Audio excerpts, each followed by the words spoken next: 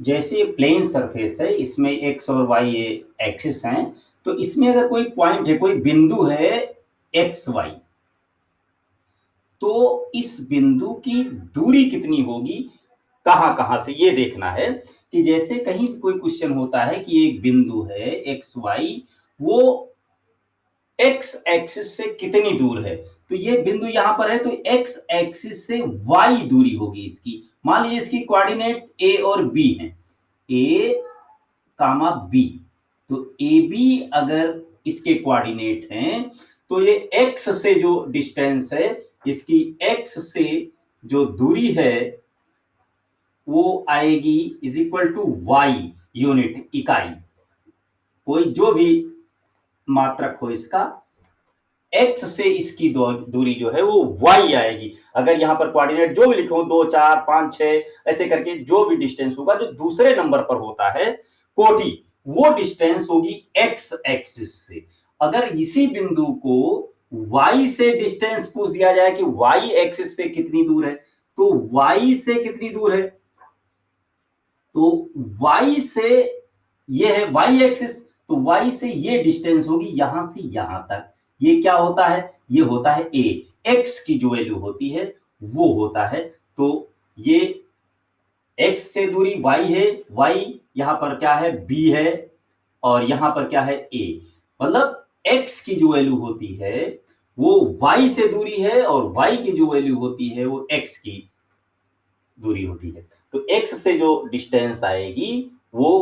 b आएगी, और y से जो डिस्टेंस आएगी वो a आएगी। इस तरीके से इसकी डिस्टेंस, लेकिन ये डिस्टेंस अगर मान लिया जाए, यहां से पूछ दिया ओरिजिन से, मूल बिंदु से ए बी कितनी दूर है, ये क्वेश्चन बन जाए कि मूल बिंदु ये 0 0 होता है, ठीक है ना, और ये डिस्टेंस देखिए यहां से यहां तक क्या है, ए है, और यहां से यहां तक क्या है, बी है। तो देखिए पाइथागोरस आपको फिर से एक बार याद करना है कि ये डिस्टेंस पूछ रहा है ना, तो ये डिस्टेंस कितना है, तो ये देखिए 90 डिग्री का एंगल है, तो पाइथागोरस यहां पर लगाना है। तो जो मूल बिंदु से है, ओरिजिन से जो डिस्टेंस है, मूल बिंदु से दूरी, मूल बिंदु से दूरी, तो मूल बिंदु से इस बिंदु की ए बी की दूरी, जो ए और बी है उसकी दूरी क्या होगी, तो डिस्टेंस इज इक्वल टू, देखिए एक्स एक्सिस पर जितना था ए स्क्वायर प्लस बी स्क्वायर का अंडर रूट। ये वही फार्मूला है पाइथागोरस के आधार पर, कि जैसे पाइथागोरस में था ये हाइपोटेन्यूज है, तो ये जो कर्ण है इसका स्क्वायर आधार का स्क्वायर और लंब के स्क्वायर के सम के बराबर होता है। तो अगर ये जो हाइपोटेन्यूज था वो यहाँ पर आपका डिस्टेंस है, तो इस फार्मूले से ये निकल जाएगा। अब एक और बचा हुआ है कि जैसे दो बिंदु दिए गए हों, दो बिंदु दिए गए हों, एक बिंदु है यहां पर और दूसरा बिंदु कोई यहां पर है। मान लीजिए ये एक्स वाई है और ए है एक्स वन वाई वन, तो इसके बीच की डिस्टेंस क्या होगी, तो ये डिस्टेंस निकालने के लिए देखिए उसमें मैंने ए बी उसका नाम दिया था। यहां पर दो बिंदु हैं एक्स वाई और एक्स वन वाई वन, दो बिंदु हैं, तो इनके बीच मान लीजिए ये बिंदु का नाम है पी और ये है क्यू, तो P Q is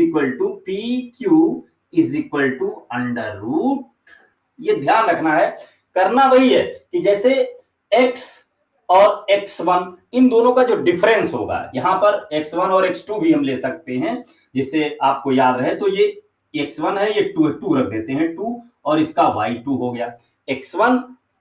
x2 y1 y2, ये डिस्टेंस चाहे इधर से नापी जाए चाहे इधर से नापी जाए एक ही होती है। तो इसके लिए आपको डिफरेंस लेना है x1 और x2 का। देखिए x1 माइनस x2, अब यहां पर कुछ लोग इसको x2 माइनस x1 लिखते हैं, स्क्वायर करना है तो वो सेम ही रहेगा, चाहे x2 माइनस x1 कर लें चाहे x1 माइनस x2 कर लें, जो भी आपको इजी लग रहा हो, बस उनमें साइन के साथ लिखें, मतलब जो उसके पहले साइन लगा हुआ है, मान लीजिए -2 है, जो भी नंबर लगा हुआ है वो साइन के साथ यहां पर लिखें। Square plus y1 minus y2 का स्क्वायर। अगर ये डिफरेंस अगर इस फार्मूले में रखते हैं तो पी की डिस्टेंस आ जाएगी, मतलब जो डिस्टेंस का फार्मूला है वो बनता है अंडर रूट, अब जो भी है देख लीजिए, दो बिंदु होंगे, उनमें दोनों बिंदुओं के कोऑर्डिनेट होंगे, एक का x1 y1 है, दूसरे का x2 y2 है, तो हम फार्मूला रखते हैं x2 माइनस x1। यहां पर मैंने देखिए ये लिखा हुआ है, तो दोनों सेम होते हैं कि स्क्वायर करने पर चाहे माइनस में बचे चाहे प्लस में बचे तो वो स्क्वायर ही हो जाता है, प्लस ही हो जाता है, प्लस ये y2 माइनस y1 का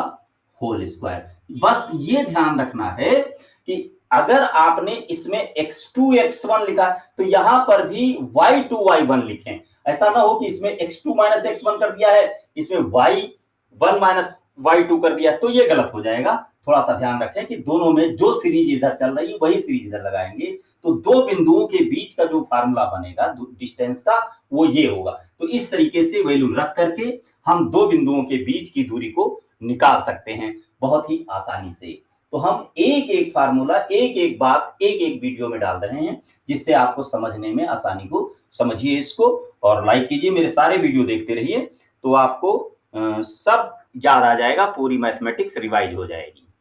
धन्यवाद।